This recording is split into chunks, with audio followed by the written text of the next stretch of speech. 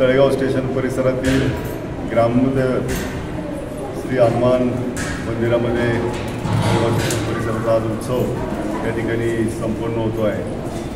आजच्या निमित्तानं आज मंदिरामध्ये उपस्थित असणारे आमचे मार्गदर्शक तळेगाव नगर परिषदेचे माजी नगराध्यक्ष पुष्पाजी कारके, आमचे ज्येष्ठ बंधू सुरेश कारके, मंदिराचे ट्रस्टी ING देसाई, अशोकराव माळसकर, अशोकजी ओसवाल, अशोकजी पवार, त्याचप्रमाणे यंदाच्या उत्सव समितीचे अध्यक्ष आमचे सहकारी मित्र विश्वनाथजी कांबळे, कार्याध्यक्ष महेशजी निंबाळकर, उपाध्यक्ष निलेश चांदेकर, अमित साठे,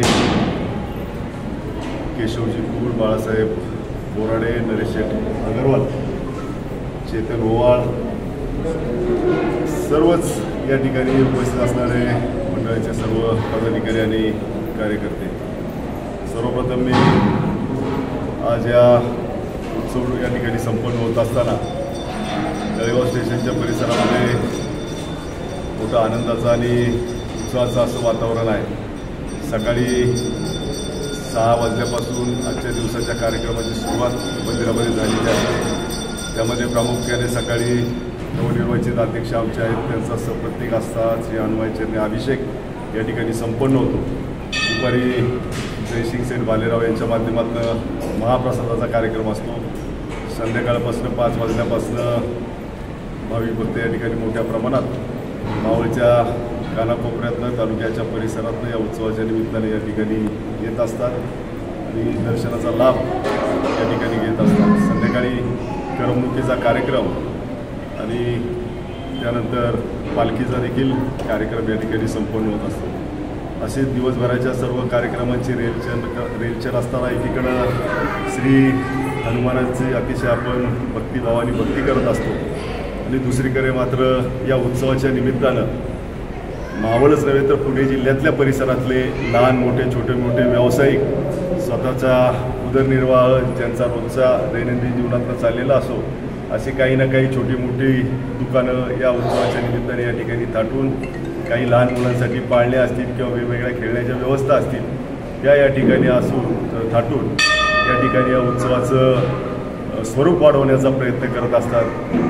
अशा पद्धतीच्या एका आनंदाच्या आणि चांगल्या वातावरणामध्ये हा उत्सव या ठिकाणी संपन्न होत आहे।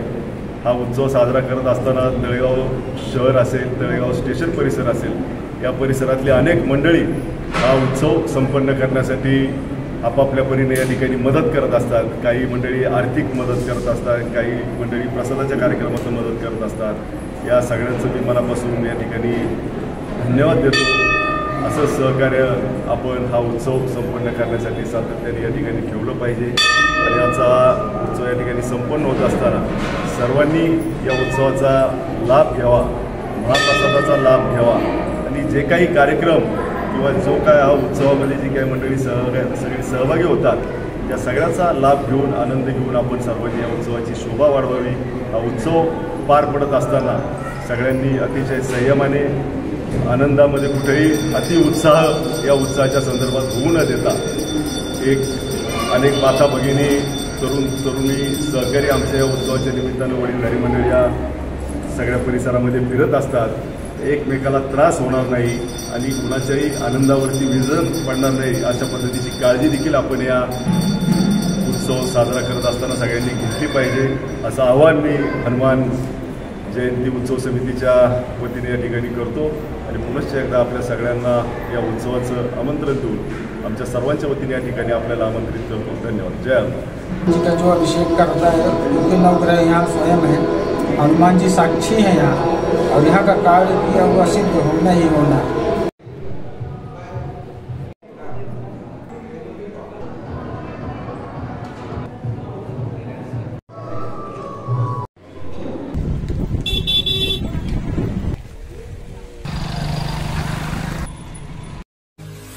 मावळ तालुक्यातील वास्तव पाहण्यासाठी मावळ सत्य लाईव्ह बुलेटिन न्यूज चॅनलला YouTube वर सबस्क्राईब करा आणि बेल आयकॉन प्रेस करा।